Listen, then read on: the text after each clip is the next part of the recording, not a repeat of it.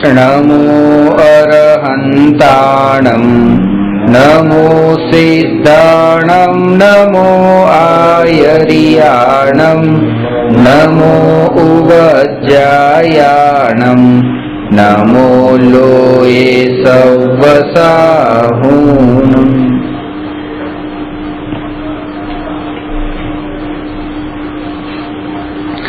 प्रश्न नंबर 261, अनेकांत में अनेकांत स्वरूप सिद्ध करो।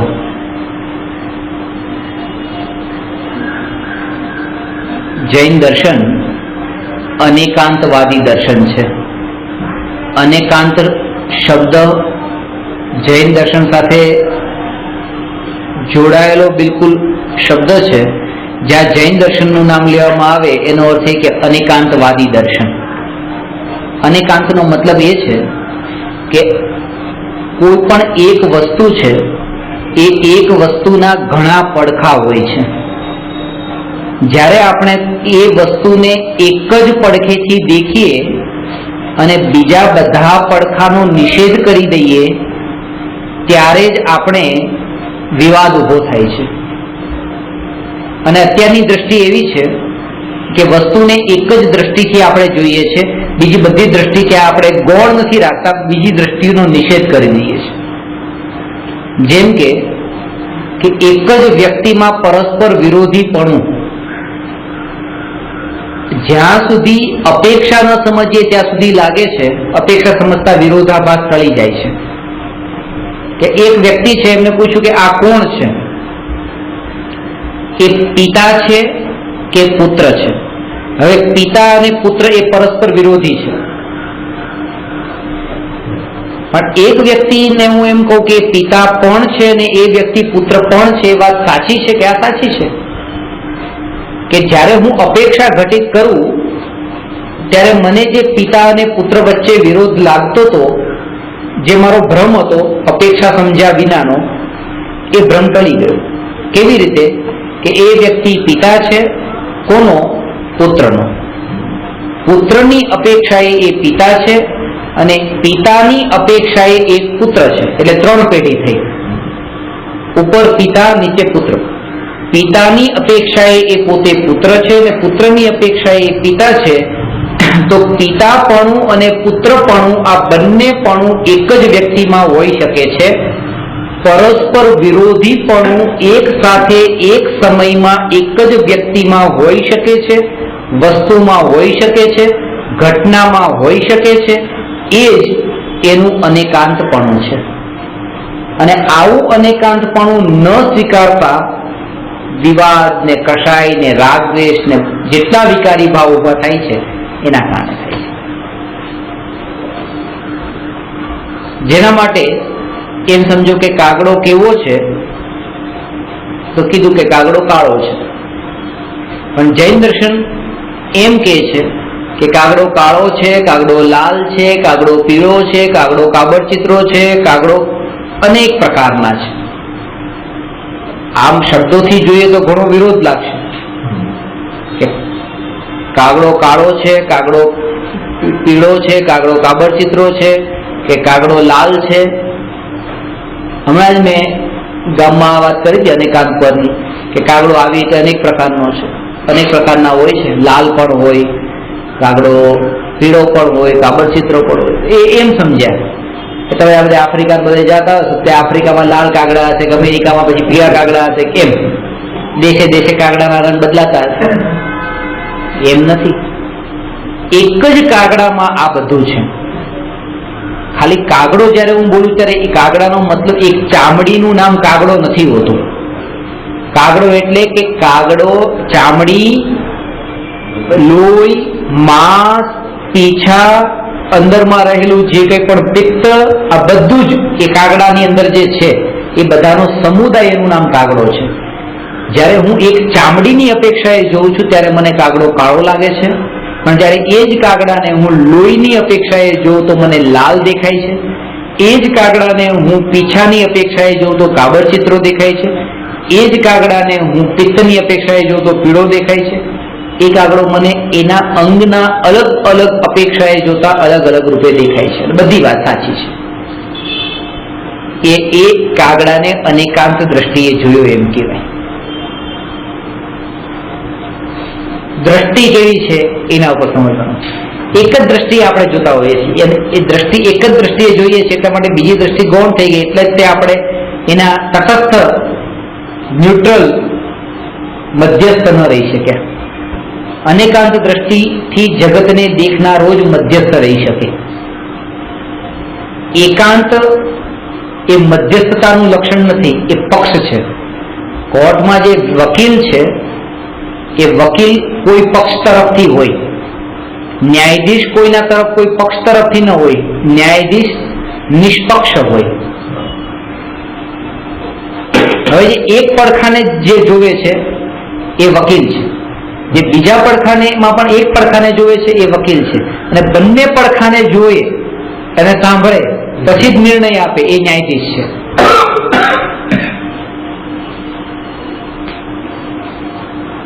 એટલે આપણે શું બનવું છે? વકીલ બનવું છે કે ન્યાયાધીશ બનવું છે? ન્યાયાધીશ બનવું છે.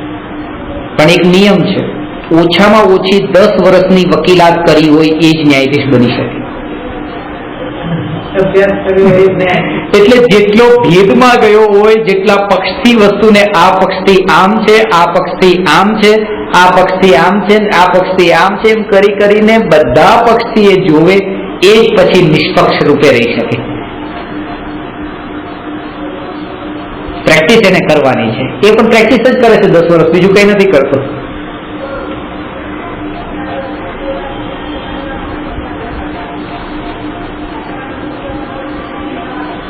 કોઈ એક સાડી દુકાનમાંથી ખરીદી અને ઘરે લાવ્યા, બધાને બતાવી, બધાએ પૂછ્યું ક્યારે લીધી, કે આજે જ લીધી છે, નવી સાડી છે, પહેરી પણ નથી, નવી જ. આ સાડી નવી છે. એ સાડીને લઈને હું દુકાનદાર પાસે પાછો ગયો. દુકાનદારને પૂછ્યું કે આ સાડી શું છે? દુકાનદારે કીધું કે 5 વર્ષથી મારી દુકાનમાં પડી હતી, સૌથી જૂનામાં જૂની આ હતી. એ જૂનામાં જૂની હતી. આ બેન કે જે નવામાં નવી છે. હવે દ્રષ્ટિ, આની દ્રષ્ટિમાં એ નવી છે, આની દ્રષ્ટિમાં એ જૂની છે, અને બંને દ્રષ્ટિએ જયારે તમે જો ત્યારે તમે એ સાડીને ખરા રૂપમાં જોઈ. અને દુકાનદારને પૂછ્યું કે જયારે 5 વર્ષ પહેલા તમે અહીંયા લાવ્યા ત્યારે તો પછી નવી હતી ને? ત્યાં ત્યારે નવી હતી. એ સાડી લઈને પછી 5 વર્ષ પહેલા એ ફેક્ટરી વાળાની પાસે ગયા, ફેક્ટરી વાળાને પૂછ્યું કે આ સાડી નવી? તો એ જૂની હતી, 2 વર્ષથી મારા ફેક્ટરીમાં પડી હતી. એના માટે જૂની છે, કોઈના માટે નવી છે. અને મને આ બેને પણ પહેરી, અને પહેર્યા પછી 2 વર્ષ પહેરીને પછી કોઈ ભિખારીને આપી હતી. ભિખારીને જયારે મળશે કે આજે જ મળી, નવી મળી છે, આના માટે 2 વર્ષ જૂની હતી. કહેવાનું કે એક જ વસ્તુ બધાની દ્રષ્ટિમાં અલગ અલગ રૂપે હોય છે, અને બધી દ્રષ્ટિએ જયારે તમે જુઓ તો કશાય નથી. એટલે બધી દ્રષ્ટિનો મતલબ એ કે 5 સમવાય સહિત એ ઘટનાને જુઓ.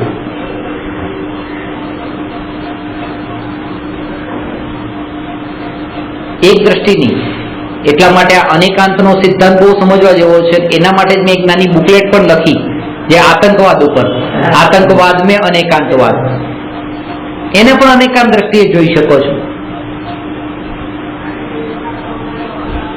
કોઈના માટે ખોટું થયું છે, કોઈના માટે બરાબર થયું છે, કોઈના માટે સારું થયું છે.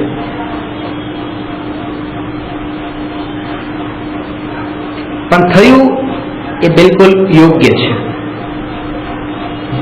બન્યું તે ન્યાય.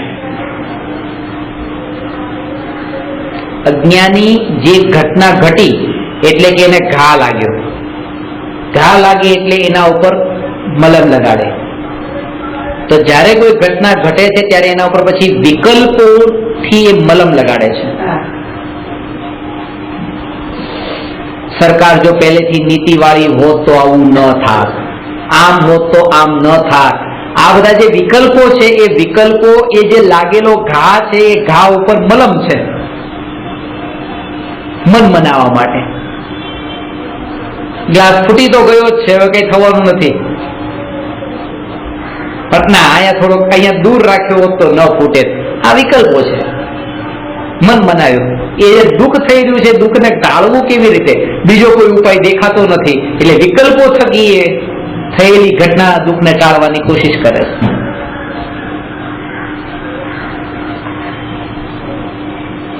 બરાબર છે.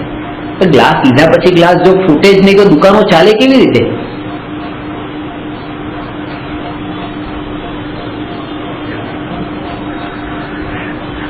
એ પણ એનું કામ લઈને બેઠો છે ને.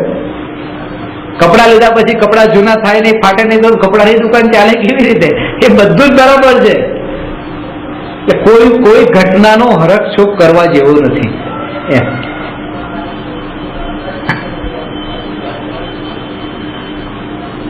એમાં છે કે 200 જણાને મારી નાખ્યા આતંકવાદીઓએ. નિર્દોષ હતા. એનો શું વાંક હતો? નિર્દોષ નતા. સૌથી મોટો દોષ હતો આયુષ્યનો ઉદય પૂરો થઈ ગયો હતો, તે દેખાતો નથી.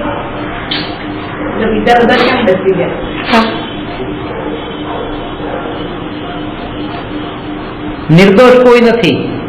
જે પણ ભોગવે છે એનો દોષ છે. તો ભગવાન તો નિર્દોષ ને, એ પણ દોષ છે. હજી 4 અઘાતી કર્મોનો દોષ હતો તો 30 વર્ષ રહેવું પડ્યું ને શરીર સાથે બંધાઈને.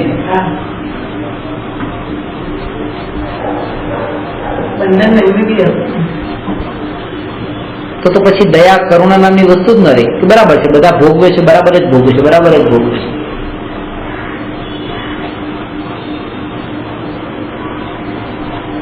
એના પાપ એના ફળ ભોગવે છે ને, એની કઠોરતા, ભૂતકાળમાં જે કઠોરતા હતી એનું ફળ ભોગવે છે ને.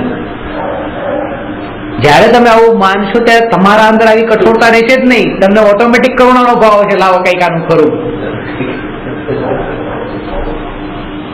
સ્વચ્છંદતા નથી આવી જતી, ઉલટે એ બીજા જીવો પ્રત્યે કરુણા અને વાત્સલ્ય વધે છે.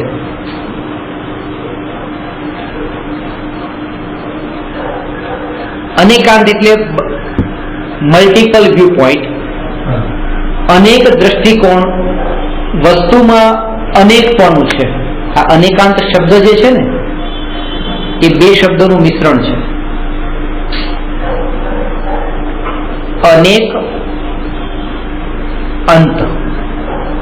અનેક અંત બરાબર અનેકાંત. અને અનેક જે છે એ અનેક નો મતલબ શું? અનેક એટલે અમે નાના અત્યારે ભણવામાં પરીક્ષામાં પૂછ્યું હતું, વિરુદ્ધાર્થી શબ્દ લખો. તો એકનું વિરોધી પૂછ્યું હતું તો મેં 2 લખી નાખ્યું. ખોટું છે. એકનું વિરોધી 2 નથી, એકનું ઓપોઝિટ અનેક છે.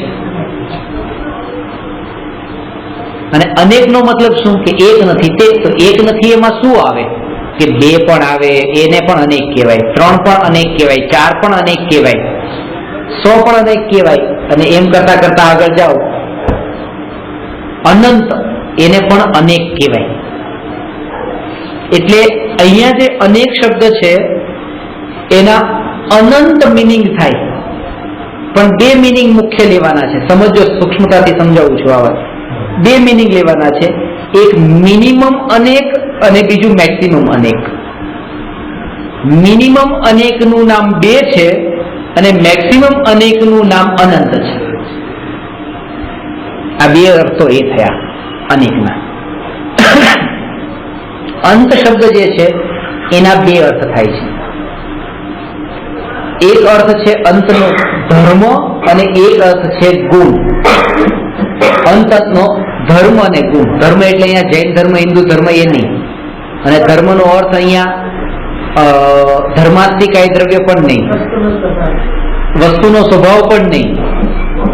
અહીંયા ધર્મનો અર્થ લેવાનો છે કે એમાં પરસ્પર વિરોધી જે 2 શક્તિ છે, એ શક્તિ, એનું નામ અહીંયા ધર્મ.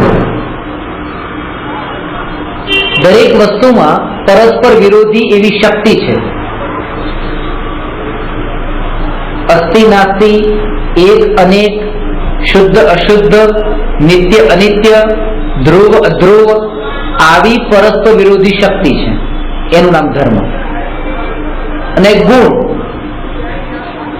એટલે કે જેમ કે જીવમાં જ્ઞાન ગુણ, દર્શન ગુણ, સુખ ગુણ, એ રીતે.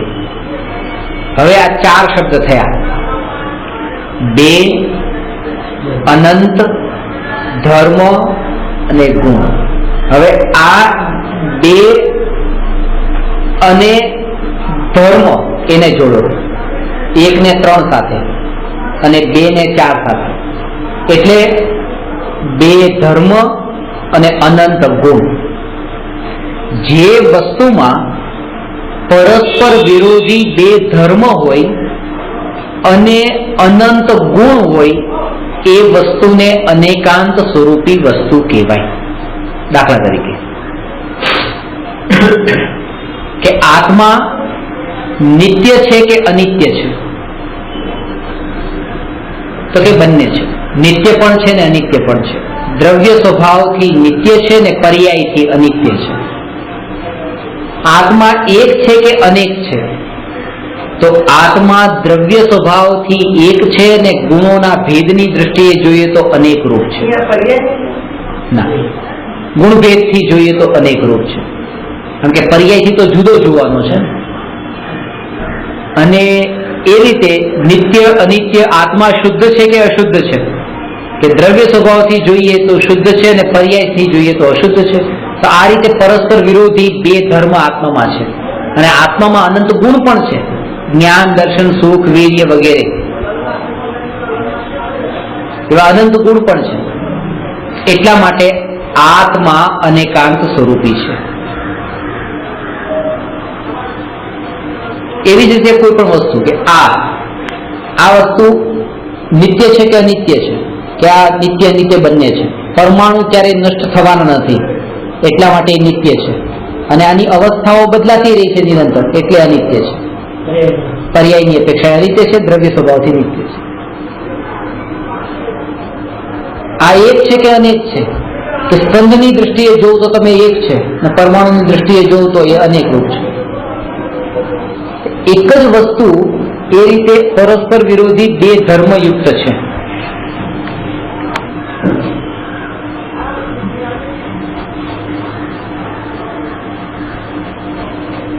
તો એ રીતે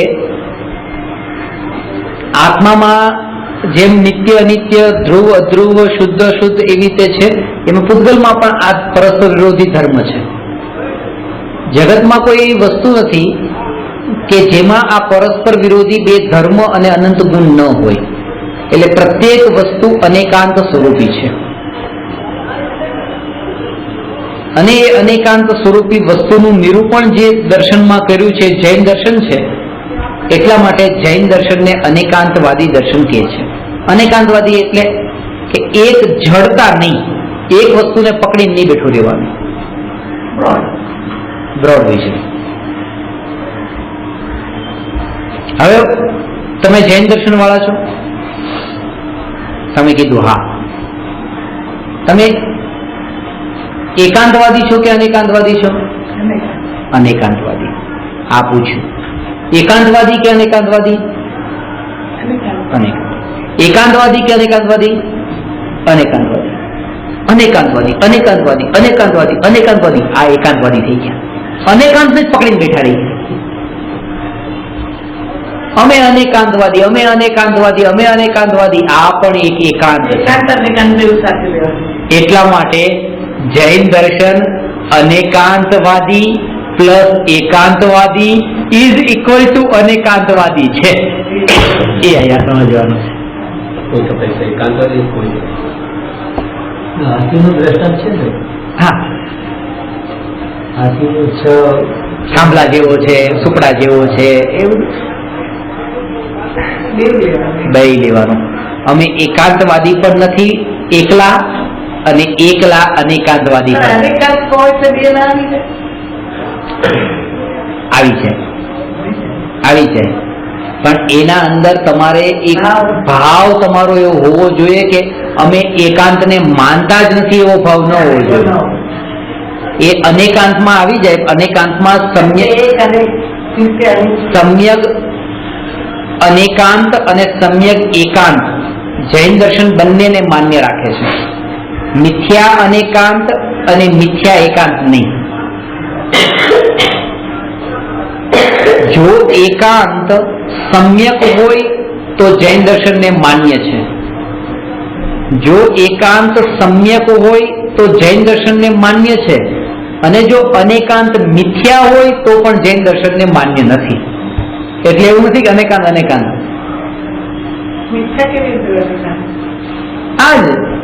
આ જે બધા બેઠા છે શું છે? તમે જે અહીંયા સંભળાવો છો આ ધર્મ છે, અમે દેરાસરમાં જે કરીએ છીએ એ ધર્મ છે. આ મિથ્યા અનેકાંત. આ આત્માની વાતે ધર્મ થાય ને શુદ્રાગથી ધર્મ થાય, આ મિથ્યા અનેકાંત. શુભ ભાવ દયાદાનના ભાવથી ધર્મ થાય. હવે તમે એ નહીં પૂછતા શું ન થાય? ન થાય, ન થાય. પુણ્ય નામનો અધર્મ થાય, સોનાની હાથકડીથી બંધાઈ જવાય, છુટકારો ન થાય. મંદિર બાંધવું એવી બંધન છે અને પુણ્ય બાંધવું એવી બંધન છે. તો આ ભગવાનની ચોખ્ખા વ્યક્તિની પ્રતિમા વિરાજમાન કરે તો એને પુણ્ય કરાય નહીં, તો ધર્મમાં ના આવે. જેમ કે પુણ્ય ભગવાન પણ ના કહી શકે એનું પુણ્ય તો બરાબર છે. ભગવાનની કીધું છો, ભગવાન રાજાની નહીં. પછી ભગવાનની કારણ કે આ આંગી બાજુ બીજી રાજાની થઈ ગઈ એટલા માટે.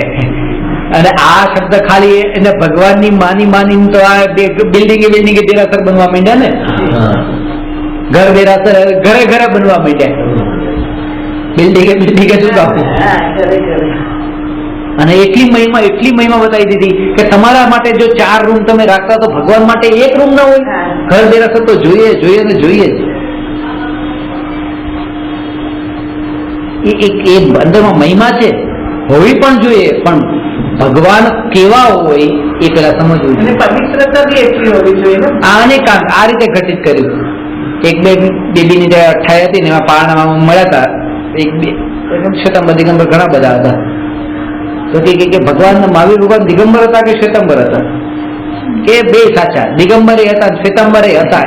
કારણ કે મહાવીર ભગવાને તો કીધું છે કે અનેકાંત એટલે બધું સાચું. બે હતા એમ, દિગંબર ને શ્વેતાંબર. એ અનેકાંત છે. એક જ વસ્તુને એક જ સમયે અલગ અલગ પડખે, એના અંદર બધું એક સાથે પડેલું છે. અપેક્ષા.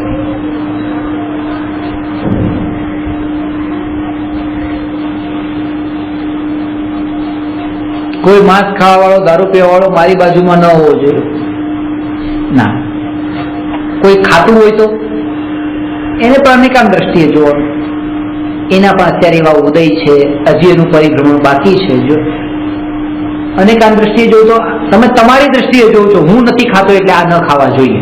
પણ અંદર દુર્ગંધા ભરેલી છે આપણને. શું?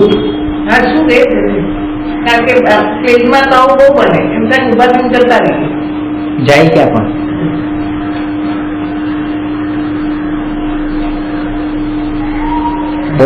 બહુ ખેદ થાય છે. બહુ ખરેખર આવું ક્યાં જોવું પડે. આ માંસ ખાતો હોય બાજુમાં ને આવું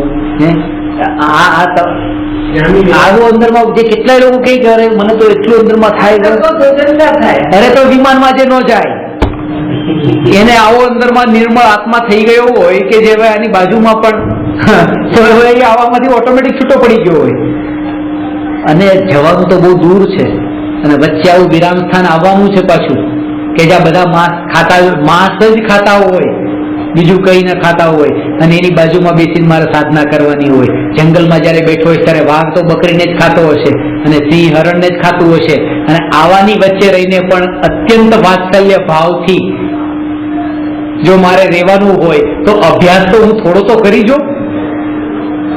એક સહજતા તો અંદર એક થોડી તો હું કોશિશ કરતો, પણ એ છે જ નહીં. એને કે આગળ જઈને આવું સાધુ થવાનું છે. વધારે લાગે તો મહારાજ સાહેબ કે મહાસતીજી થવાનું છે.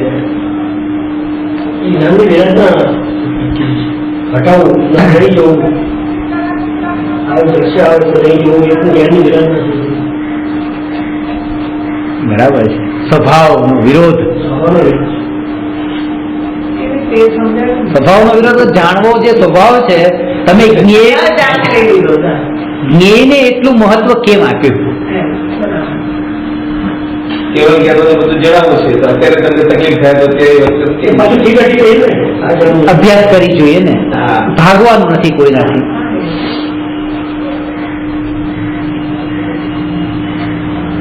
જાણવાનો ભાવ હતો એ રાગ હતો, નથી જાણવું એ દ્વેષ થઈ ગયો.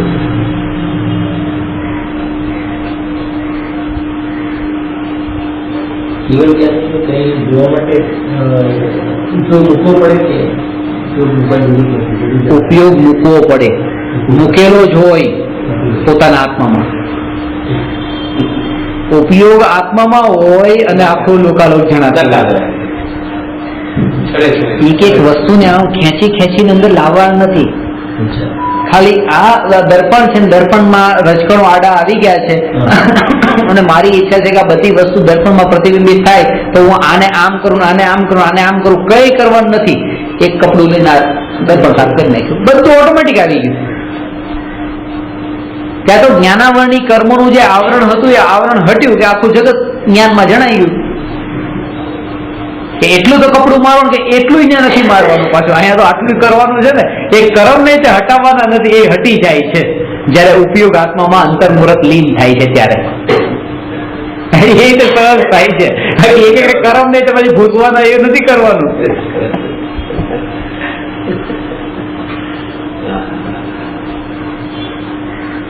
એક આત્માને જાણતા આખું જગત સહજ જણાઈ જાય છે.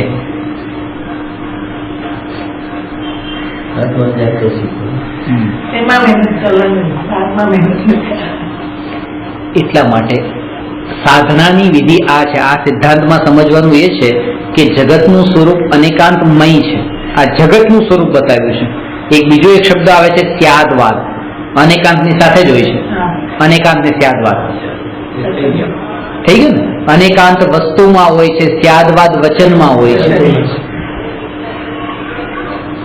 કેટલી વખત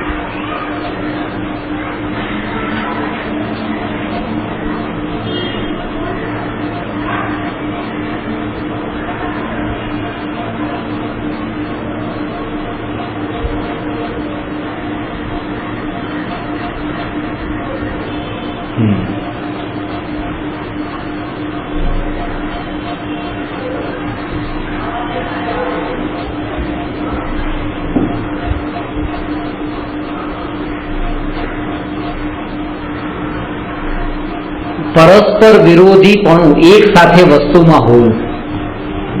હવે જો બે ધર્મ અને અનંત ગુણ, જે પર્યાય છે ને, પર્યાય એ ગુણની હોય, જે જોડકાવાળા નથી. ધર્મ હંમેશા જોડકાવાળા હોય, નિત્ય અનિત્ય શુદ્ધ અશુદ્ધ એક અને જોડકા હોય ધર્મના, ને ગુણના જોડકા ન હોય. ગુણ ઇન્ડિવિજ્યુઅલ હોય, એક એક હોય. અને જે એક એક હોય છે ગુણ, એની અવસ્થા હોય, એની પર્યાયો હોય, જ્ઞાનની પર્યાય હોય, દર્શનની પર્યાય હોય, સુખની પર્યાય હોય. એક એક જે જોડકા છે એની પર્યાયો ન હોય, એની સંતાન ન હોય. ગુણની સંતાન લોકમાં ઊંધું હોય. જે કપલ હોય એના છોકરા હોય, એકલા હોય એના છોકરા ન હોય. અહીંયા ગુણ એકલા છે, એના છોકરા હોય, અને આ ધર્મ જોડકા છે ના હોય. એ જે પર્યાયો બધી ગુણની, ધર્મને પર્યાય ન હોય એટલે એ કનેક્ટ થયું તે પર્યાયમાં કે કારણ કે એનું પરિણમન નથી હોતું. ગુણોનું પરિણમન હોય છે. ધર્મ તો સત્તા સ્વરૂપ છે. નામ જ છે, નામ. હા. હવે જે ધર્મ છે એ પરસ્પર વિરોધી છે. કેવા છે? વિરોધી. નિત્ય અનિત્ય શુદ્ધ શુદ્ધ એ રીતે વિરોધી. એટલે એક વાત તો લો, વિરોધી શબ્દ યાદ રાખજો. ગુણ કેવા છે? અવિરોધી. કેવા છે? અવિરોધી. કારણ કે એકલા છે. હવે વસ્તુમાં વિરોધીપણું છે, વસ્તુમાં અવિરોધીપણું પણ છે. આ વિરોધીપણું ધર્મ વાળું અને ગુણ અવિરોધીપણું. તો વિરોધીપણું પણ છે ને અવિરોધીપણું પણ છે. વિરોધી અવિરોધી તો વિરોધી છે ને પાછા. તો વિરોધીપણું પણ છે, અવિરોધીપણું પણ છે. આવું વિરોધીપણું એક જ વસ્તુમાં છે, એને એમ કહેવાય અનેકાંતમાં અનેકાંત છે. ફરીથી કહું છું, બહુ સૂક્ષ્મ છે, ઉપયોગ સૂક્ષ્મ તો સમજાશે. જો ધર્મ જોડકારું હોય છે, ધર્મ પરસ્પર વિરોધી હોય છે. આ એક અનેક નિત્ય અનિત્ય એ બધા એ પરસ્પર વિરોધી છે. એટલે વસ્તુમાં વિરોધીપણું પડેલું છે અને ગુણ પણ વસ્તુમાં રહેલા છે. એટલે અવિરોધીપણું પણ વસ્તુમાં રહેલું જે એકલા છે. અને આ ધર્મ અને ગુણ વસ્તુમાં જ છે. એટલે વિરોધીપણું અને અવિરોધીપણું બંને વસ્તુમાં છે. અને આ બંનેને તો પરસ્પર વિરોધ થયો કે નહીં, કે એક વિરોધી અને બીજું અવિરોધી. આવું વિરોધીપણું એક જ વસ્તુમાં છે. એટલા માટે એ પરસ્પર વિરોધીપણું એક વસ્તુમાં છે, એટલે એને અનેકાંત સ્વરૂપી વસ્તુ કહેવામાં આવે છે. અનેકાંતમાં અનેકાંત. અનેકાંતનું મહત્વ શું? આપણે જૈન ધર્મ અનેકાંતવાદી કહીએ છીએ. અનેકાંત એનું મહત્વ એ છે કારણ કે એનો સ્વભાવ છે. અને સ્વભાવનું મહત્વ તો હોય જ. કારણ કે સ્વભાવથી વસ્તુને ન ઓળખીએ તો દુઃખ થાય. અત્યાર સુધી દુઃખી કેમ થયા છે? કારણ કે વસ્તુને વસ્તુના સ્વભાવની દ્રષ્ટિએ નથી જોઈ. એક જ પડખેથી જોઈ છે, બીજા પડખેથી નથી જોઈ. બે પડખેથી જુએ એમ બિલકુલ ન થાય. તે ન્યાયાધીશ બની ગયા ને, વકીલ બનીને જોઈ છે એટલે ઝઘડા. એટલે જ તે કેસ જીતું ને પેલાને હરાવી દઉં. વાદ વિવાદ ત્યાં થયા છે.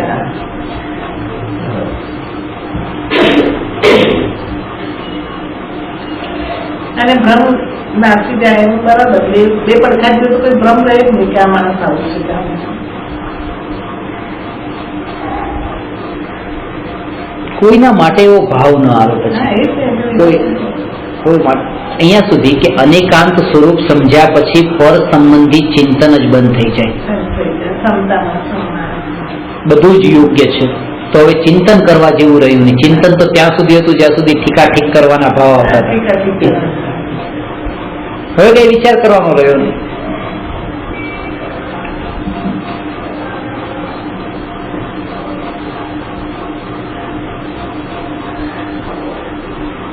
કેટલા કેટલા મહારાજ સાહેબો છે. આ વાતને એ મહારાજ સાહેબો ધર્મ આ પ્રચાર કરી દે, કેટલે વાત પહોંચે. એક એક ગામે ગામે આ વાત જો પહોંચી જાય, કેટલો ધર્મનો પ્રચાર થાય. દુનિયાભરના દરેક દેશમાં, દરેક ભાષામાં, દરેક ભાષામાં અને એને કેસેટ ને પુસ્તકો આ ધર્મનું બધું પહોંચાડ્યું, કેટલો જ્ઞાનનો પ્રચાર થાય. આ બધી મારી કલ્પના છે. પંચમ કાળમાં આટલો જ ધર્મનો પ્રચાર થાય, વધારે નથી.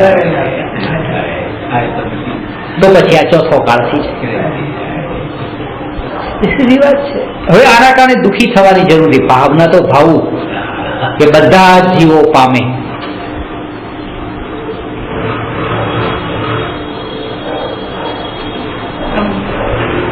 ભગવાને પોતાના જ્ઞાનપૂર્ણ જ્ઞાનમાં જે રીતે વર્ષોની જડે જ રહેવાના.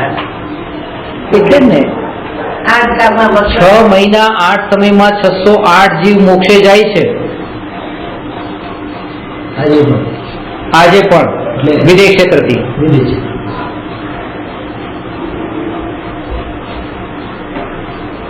સિદ્ધાલયમાં 608 જીવ નું અરાઇવલ થાય છે. ક્યાંથી થાય છે એ નથી જોવાનું. ડિપાર્ચર ક્યાંથી થયું એ નહીં જોવાનું, અરાઇવલ જોવાનું. અને નિગોદ માંથી 608 નું ડિપાર્ચર થાય છે, અરાઇવલ ક્યાં થયું એ નહીં જોવાનું. એ ક્યારે ઘે નહીં જોવાનું, નીકળે છે.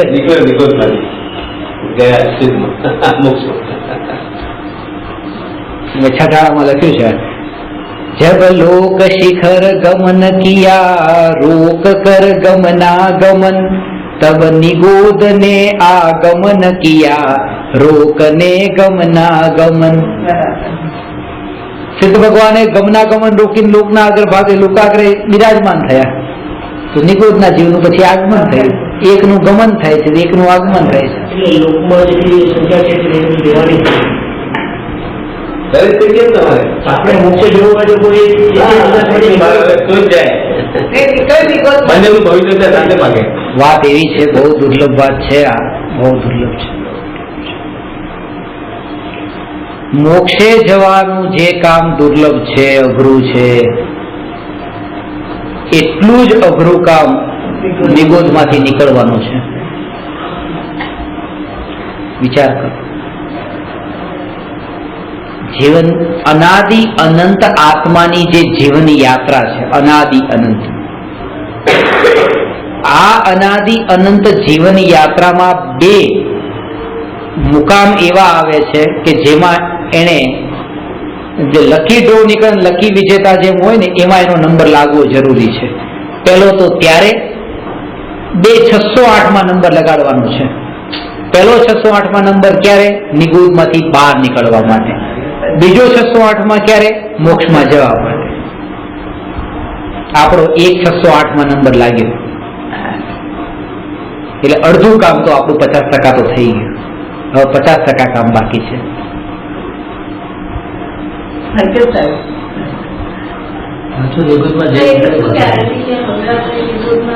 તો પણ એ 608 વાળામાંથી તો બહાર નીકળી ગયા, કારણ કે હવે જશું તો પણ ઇતર નિગોદ કેવા છે, તો નિત્ય નિગોદમાંથી 608 નીકળે છે, પરમાનન્ટ નથી. ઇતર નિગોદ જે જે પરમાનન્ટ ક્યારે નીકળ્યા જ નતા. નિત્ય તો નીકળે જ નથી. એ 608 બહાર નીકળે છે, બાકી તો બીજા ઘણા નીકળે છે. આ તો 608 કે જે અનાદિકાળથી નિગોદમાં જતા.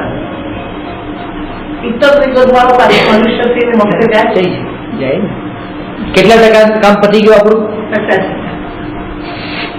ચંદ્રાજભાઈ કે 100% કામ બાકી છે. કારણ કે એ જે 50% જે કામ પત્યું છે એમાં પુરુષાર્થ ઘટિત નથી થતો, પુણ્યનો ઉદય ઘટિત થાય છે. અને હવે જે આ જે છે ને એવા પુરુષાર્થ ઘટિત થાય છે. મારે જે કરવાનું છે તો પૂરેપૂરું કામ બાકી છે.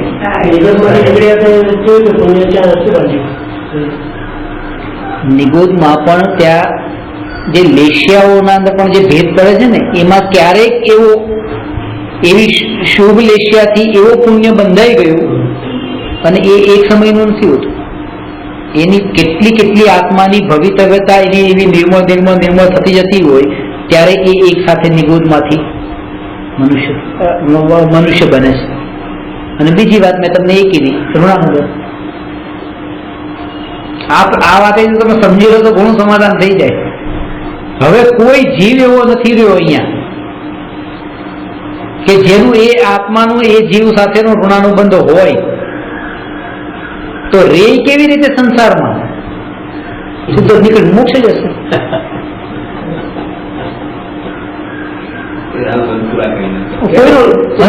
અને ઋણાનુબંધ બાકી જો રહ્યો તો જેમ કીધું 11મા ગુણસ્થાનથી એ સીધો પહેલા ગુણસ્થાનમાં નિગોદમાં પરિભ્રમણ કરશે. હા, એટલે તો તમને કીધું હતું કે 1 રૂપિયો પણ આ ટેક્સી વાળાનો, 1 રૂપિયો દુકાનદારનો, 1 રૂપિયો જો બાકી રાખ્યો છે ને 11મા ગુણસ્થાનથી નીચે પડીને આપવો પડશે.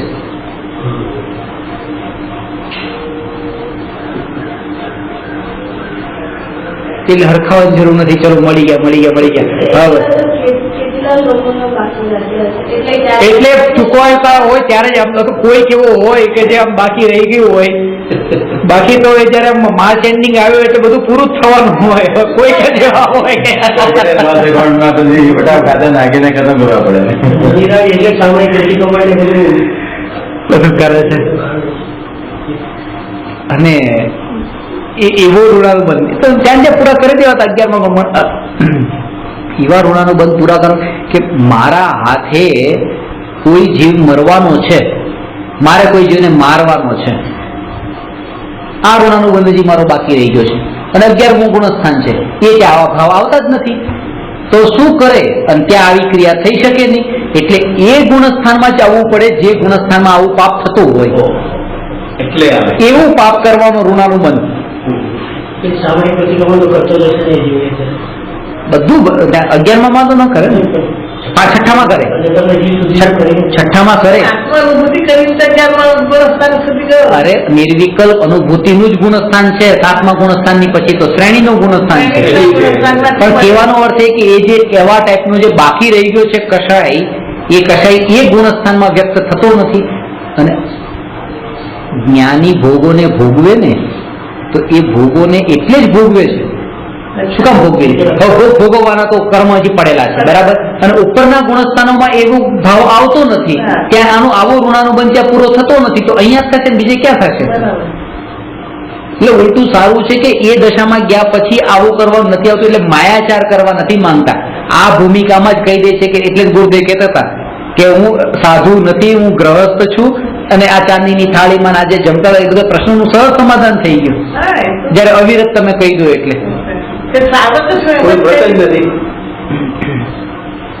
તમે કીધું કે 11 વર્ષ સુધી નીચે પડે તેના વર્ષ તમારે ડાયરેક્ટ નહીં, ક્રમે ક્રમે. ભલે ભલે એમાં આવે.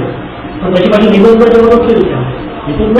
નિબોધમાં પણ જાય નિબોધમાં જાય તો પછી અર્ધ પૂર્વલ પરાવર્તન કાળ સુધી ત્યારે અને પછી ફટાક નીકળે. બસ પછી નીકળે ફટાક. અર્ધ પૂદગલ પરાવર્તન એટલે તો ગઈ વખતે કહ્યું હતું 11મા ગુણસ્થાનને સ્પર્શીને જીવ નિગૂઢમાં અર્ધ પૂદગલ પરાવર્તન કાળથી થોડોક ઓછો કાળ પરિભ્રમણ કરે છે, અને બીજી બાજુ એક નિત્ય નિગૂઢમાં ગોથા ખાતો જીવ મનુષ્ય બની 8 વર્ષે મુનિ થઈ અંતર્મુહૂર્તમાં કેવળ જ્ઞાન પામે છે.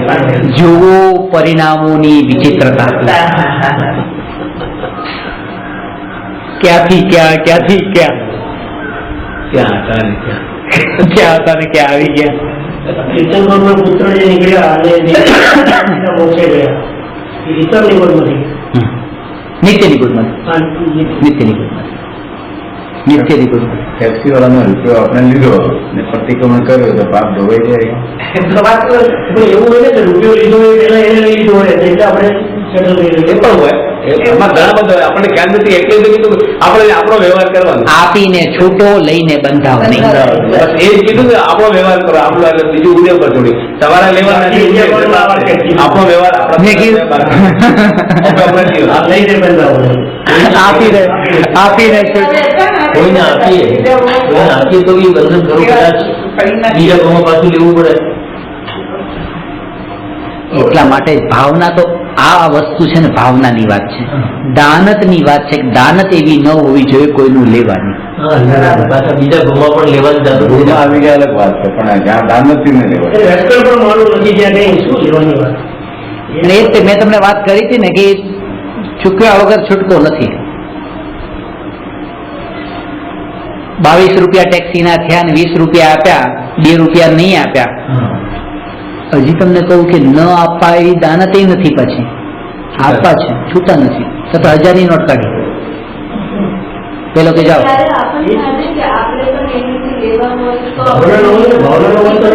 એવું પણ થાય, એવું પણ થાય. બંને કોઈ પણ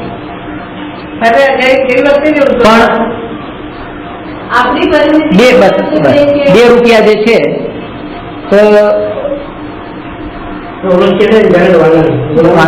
તો કઈ મરી ગયો ટેક્સી વાળો, મરીને આવતા હું ભિખારી બન્યો. દેરાસરમાંથી બહાર નીકળ્યા અને એમ લાગ્યું કે મારે 2 રૂપિયા કોઈને આપવા છે. 50 જણાની લાઈન નથી ભિખારીની. એ 2 રૂપિયા એને જ આપ્યા, બાકી 49 ને નહીં આપ્યા, એના જ બાકી હતા ને. એટલે જો આ 22 થયા હોય ને અને 20 આપો ને, આ 2 આપવા માટે પાછું એની પાસે જવું પડે. અને 20 થયા હોય, 18 થયા હોય અને 20 આપ્યા તો 2 વધારે આપ્યા ને, દેરાસરની બહાર લેવા ઉભું રહેવું પડશે પાછું. બેની પોઝિશન તો ત્યાં જ હોય ને. કેમ છે પોઝિશન દેવાનો હિસાબ ક્યાં પતે? કોઈ આપણને છેતરીને આપણને ખબર ના અંજારથી લઈ જાય તો બધું જ બની શકે, પણ તમારી પાસે આપણે ચૂકવવાના હોય. ચૂકવ. આજે 2 રૂપિયા છે 100 વર્ષ પછી આ 2 રૂપિયાનો મતલબ ખાલી 2 રૂપિયા નહીં લેવાનો. 2 રૂપિયાનો મતલબ કે આટલા ઋણાનું, કર્મના ઋણાનું બંધ. કરમ પૂરા કર્મના એવું પણ નથી. આ તો કર્મના ઋણાનું બે રૂપિયા લેવાની છે, એ કોઈ ઘોઘરા પડે એનું ભિખારી વેળાય કે. પહેલાથી તમે ઇન્ટરેસ્ટ જોડીનો તો હિસાબ કરો એવું ન કરો. ચક્રવર્તી વ્યાજ નથી જોડવાનો આમાં. બે રૂપિયા લેવા તો બની ગયો પણ એમાં ભિખારી મનનું પડી હોય એના કર્મ ઉદય બે રૂપિયા વાળા તો બહુ ભાન તમારે નહીં. પણ બહુ ભોગવણો દર થાય. વર્ષે પૈસા આપણને વ્યાજ સાથે આપે એમ છે. તમે કે એટલે એવું તો હું એ સમજ્યો. એટલે એવી કથા આવે છે જો કે પક્ષી એક કીડી હતી પાણીમાં મરતી હતી તો ઉપરથી પક્ષીએ શું કર્યું તોડી પાંદડા ફેંક્યા પાંદડું ફેંક્યું તો કીડી પાંદડા પર આવી ગઈ અને પછી કોઈ શિકારી હતો એ કબૂતરને આમ મારતો હતો તો કીડી પછી કીડીએ શિકારીને એમ બટકો કર્યો બાઈટ કર્યું તો પછી ત્યાં ઓલે તીર જતું રહ્યું સાઈડમાં એટલે કબૂતરે આ કીડીને બચાવી તો કીડીએ કબૂતરને બચાવ્યું.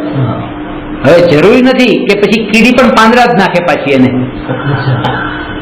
ઓલાએ પાંદડા નાખ્યા તો આ ખાલી વાત છે કે આને જીવન આપ્યું તો આને જીવન Help કરે. બચાવ્યું હેલ્પ કરે. અરે ભાઈ 2 રૂપિયા બાકી છે તો સ્કૂટર પર મળી ગયો કે ભાઈ ઉભો રહે મને લઈ જાય કે આ મૂકી હા, કેમ? આવી રીતે. આ ઋણાનું બંધ ખાલી આ તો પૈસાનો વ્યવહાર તો મનુષ્ય ગતિમાં છે રૂપિયાનો વ્યવહાર. પણ એ સિરિયસમાં ક્યાં પણ ત્યાં પણ કોઈને કોઈ ઋણાનું બંધ જે હા, છે પેલી બચકું ભર્યું ડંખ મારે એટલે પેલા પગ ખસી જાય એટલે એની બચી ને ભાવ તો બચાવવાનો જ હતો ને એને કે આ ગોળી ના લાગે. અરે ઉપરથી ફ્રૂટ પેલો પક્ષી ફ્રૂટ કાપી નાખી દે પેલાને એ પડે એ ખાઈ લે તો એનું એ થઈ ગયું ગમે તેમ થઈ શકે. એ થઈ શકે. લેશું. નમો અરહંતાણમ નમો શ્રેષ્ઠાણમ નમો આયરિયાણમ નમો વજ્રાયાણમ નમો લોહી સર્વસામ. તમે 12 વાગે 1:30 વાગે